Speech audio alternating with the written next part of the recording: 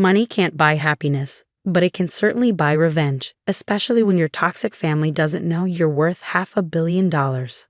I learned that lesson the hard way last month when my own sister and parents tried to destroy my career, not realizing they were actually attacking the company's owner. I'm Jennifer Zhang, though most people know me as Jen. On paper, I'm the newly appointed Chief Operations Officer of Palmer Technologies, a mid-sized software company in Austin. What my family doesn't know is that 3 months ago, I became the majority shareholder through a series of quiet acquisitions using a holding company. The story of how we got here starts 15 years ago, when I was a scholarship student at MIT while my younger sister Angela attended UCLA on our parents' dime. "Angela needs the support," Mom would say. "You've always been so independent, Jen." Independent wasn't the word for it. I worked 3 jobs to cover expenses, coded freelance projects until my eyes burned, and lived on ramen while Angela posted Instagram stories from Cabo's spring break. But I had a plan. Technology was my passion, and I knew the sacrifices would pay off. They did, spectacularly. By 27, I'd founded and sold 2 successful startups, though I kept that information quiet. On paper, I looked like a moderately successful tech executive. In reality, I had hundreds of millions carefully invested through various shells and holding companies. Why the secrecy? Because I'd watched money destroy too many families. I saw how my parents' blatant favoritism toward Angela had intensified when they thought I was struggling financially. Their pride in her modest success as a marketing manager was matched only by their condescension toward my risky tech career. "You should let Angela help you find a stable corporate job," Mom would suggest during family dinners. "She has such good connections." I let them believe what they wanted. Let them think I needed their approval, their connections, their validation. Meanwhile, I was building something bigger than they could imagine. 3 months ago, I orchestrated my masterpiece, the quiet acquisition of Palmer Technologies, where I've been working as a VP for the past year. The company was undervalued but had incredible potential. Using a maze of holding companies and investment vehicles, I purchased a controlling interest without anyone realizing the true buyer's identity. The board appointed me COO as part of the transition, not realizing they were actually hiring their new owner. I took the role because I genuinely loved the company and wanted to help lead its transformation from the inside. Angela's reaction to my promotion was predictable. "Must be nice to finally catch a break," she said during our monthly family dinner. "Though I hope you're not in over your head. Corporate leadership is very different from just writing code." Mom and Dad exchanged concerned looks. "Maybe Angela could mentor you," Mom suggested. "She's been in corporate management for years." I bit back a laugh, thinking about the acquisition documents sitting in my safe. "I'll keep that in mind." But Angela wasn't content with condescension. My promotion had disrupted her carefully maintained narrative of superiority.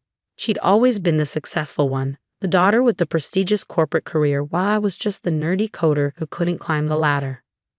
The first sign of trouble came when Angela began showing up at Palmer Technologies for lunch with mid-level managers, casually gathering information about my role and responsibilities. I watched through my office window as she charmed her way through the departments, playing the concerned sister worried about my ability to handle such a big job.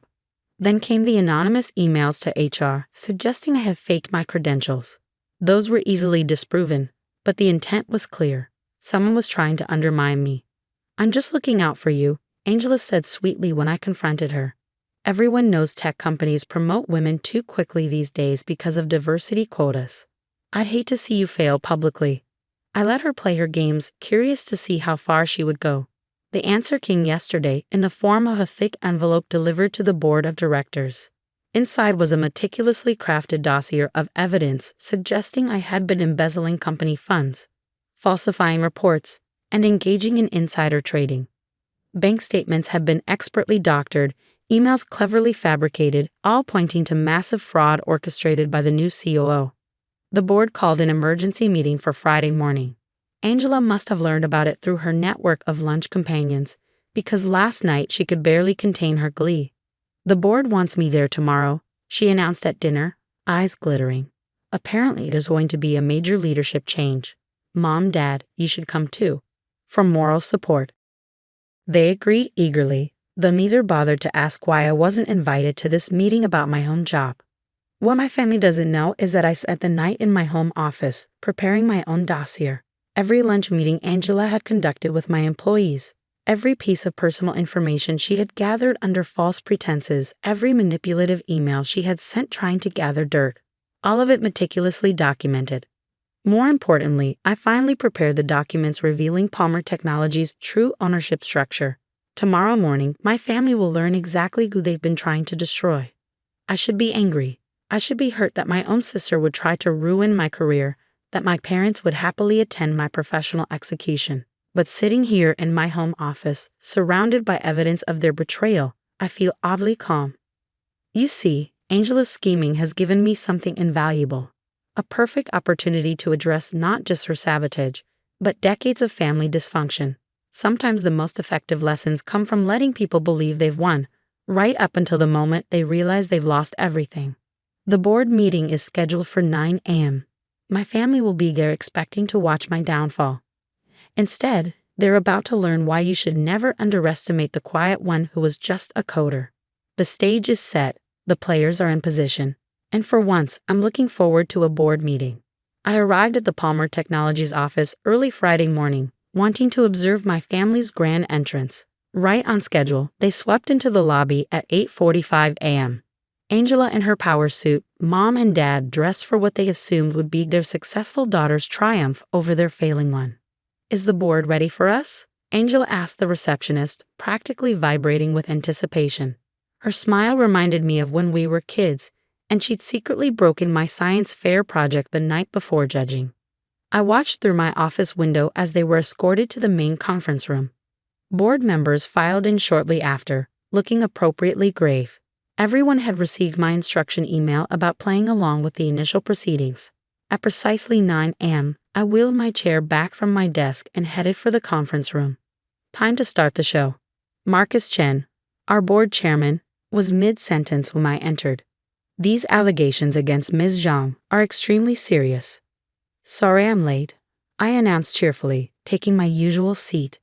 Angela's head snapped up, her perfect smile faltering. "Jen, this is a closed board meeting. You weren't invited," she hissed, shooting panicked looks at the board members. I smiled serenely. "Actually, I invited myself. You see, it's somewhat difficult to have a board meeting without the owner of the company." The silence that followed was absolutely perfect.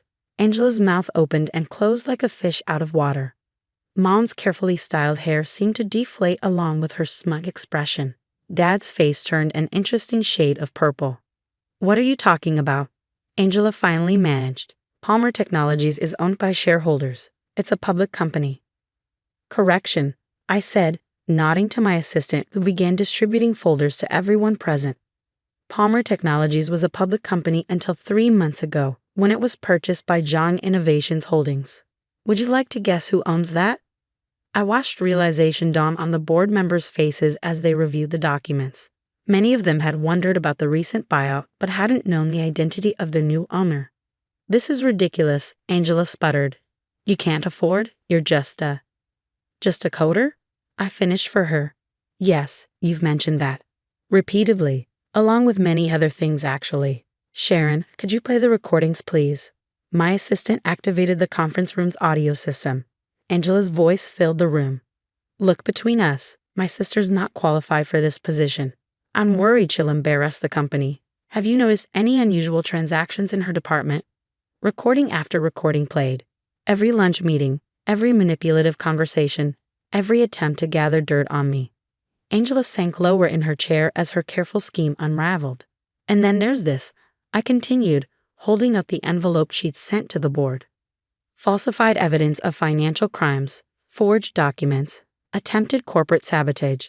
Tell me, Angela, did you really think no one would verify these allegations before acting on them?" "I was trying to protect the company," she burst out. "You're not qualified for this role. You've never been the successful one, the smart one. I'm the one who deserves to be exposed for corporate espionage." I finished quietly, to be reported to the SEC for attempting to manipulate stock prices with false allegations. To lose your own job when your employer learns about your actions. The blood drained from her face. Mom finally found her voice. "Surely you wouldn't do that to your own sister. Like she wouldn't try to destroy my career?" I turned to face my parents. Like you wouldn't come here to watch it happen. We were just supporting Angela. Dad protested weakly. She said you were in trouble. No, I cut him off. You were doing what you've always done. Assuming Angela knows best, that she has my interests at heart, that her success somehow makes her more worthy of support and respect. I stood up, addressing the board. I apologize for the theatrical nature of this meeting, but I needed everyone to understand exactly what we're dealing with. Ms. Zhang, Angela, has committed several serious crimes in her attempt to sabotage my position here. Her actions have exposed this company to potential legal and regulatory risks. Marcus Chen cleared his throat. What would you like us to do, Ms. Zhang? I sat back down, folding my hands on the table. First, I want it on record that the board has reviewed and dismissed all allegations against me as categorically false. Second, I want a formal letter sent to Angela's employer detailing her actions, including the recordings and falsified documents. Her attempts at corporate espionage should be part of her professional record. You can't, Angela shrieked. You'll destroy my career. Like you tried to destroy mine? I asked mildly. The difference is, these are real documents showing real actions you actually took, not fabricated evidence designed to frame an innocent person. I turned back to the board. I also want it noted that Angela Zhang and our parents are permanently banned from Palmer Technologies property. Any attempt to contact our employees or interfere with company business will result in immediate legal action. Jen, please. Mom was crying now, her mascara running. We're family. Family? I laughed, but there was no humor in it. Family supports each other. Family celebrates success instead of trying to destroy it. Family doesn't forge documents to get someone fired because their ego can't handle someone else's achievements. I pulled out one final document, a copy of my first company's acquisition agreement from 5 years ago. Do you want to know the real irony? I've been more successful than Angela for years. I sold my first company for $50 million when I was 27. My second sold for $180 million 2 years later. I could have bought that country club membership you wanted so badly, Dad. Could have funded those luxury vacations you were always taking Angela on, Mom. They stared at the document, at the numbers that shattered their carefully maintained family mythology. But I wanted to succeed on my own terms, I continued. I wanted to build something meaningful, not just buy status. I kept my wealth quiet because I wanted to see who would support me when they thought I was struggling. You failed that test spectacularly. Angela had started crying. But they weren't her usual manipulative tears. She looked truly broken, perhaps for the first time in her life. You're firing me from my job, she whispered. No, I replied. I'm letting your own actions fire you, the same way you tried to do to me. The difference is you actually did what you're being accused of. I stood up again, gathering my papers. The board meeting is adjourned. Marcus, please ensure all the documentation is properly filed. Mom, Dad, Angela, security will escort you out. Wait. Angela called as I reached the door. Please, I'm sorry, I was jealous. I couldn't stand that you were finally doing better than me. We can fix this, can't we? We're still family. I turned back one last time. You know what the difference is between us, Angela. When you thought I was struggling, you tried to knock me down further. When I succeeded, I kept it quiet to avoid making you feel inferior. That's the difference between real success and whatever game you've been playing.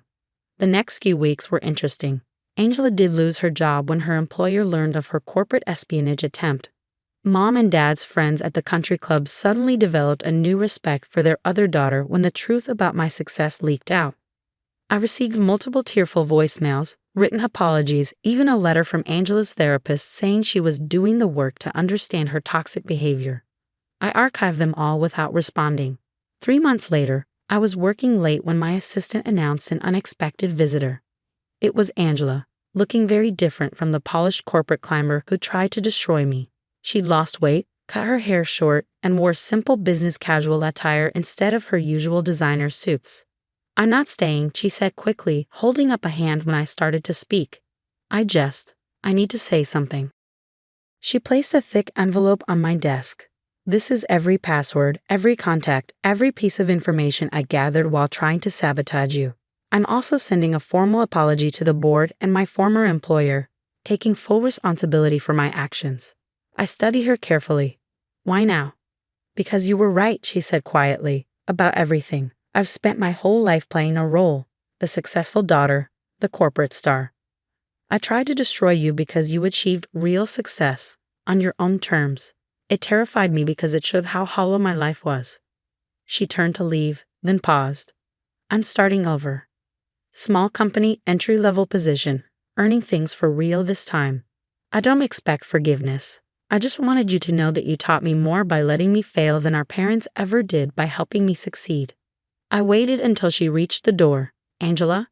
She turned back, hope flickering across her face.